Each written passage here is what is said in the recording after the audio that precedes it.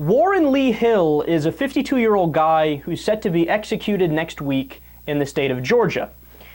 Now, the crimes he committed, he killed his sleeping cellmate with a board in 1990, and he shot his girlfriend 11 times and killed her in 1986. So right off the bat, we're not dealing with a guy I have a hell of a lot of sympathy here for, and you shouldn't either, right? Now, you guys already know I consider myself to be tougher on crime than your average liberal.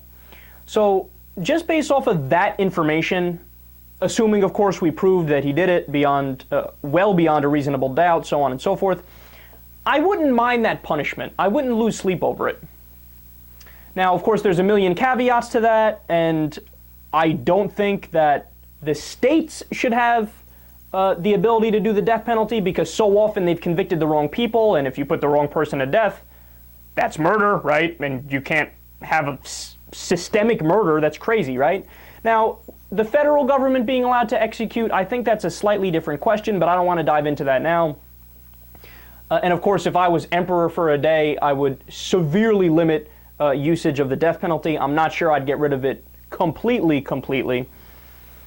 But either way, here's the curveball in this specific story. So Warren Lee Hill has been evaluated by 7 mental health professionals, and they all say he's mentally retarded. Now, of course, the Supreme Court ruled in multiple cases over an extended period of time, in no uncertain terms, you can't execute a mentally retarded person. Georgia's response to that has been, thanks but no thanks, we're going to do it anyway. Now, of course, they're not allowed to do that, but oftentimes the states act first and face the repercussions later. So, for example, all these laws that were passed during the gun debate where red states preemptively banned any federal gun legislation. Now, they can't do that. That's wildly unconstitutional. We have this thing called the Supremacy Clause, which says federal law trumps state law. So they can't do that, but they did it anyway. The same thing is going on here.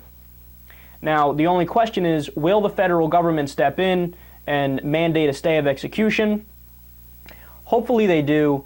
And don't misunderstand me. I'm not trying to condone his crimes or saying, oh, he's not that bad a guy and we should let him go. Yahoo! No, that's not what I'm doing at all. But look, the law exists for a reason.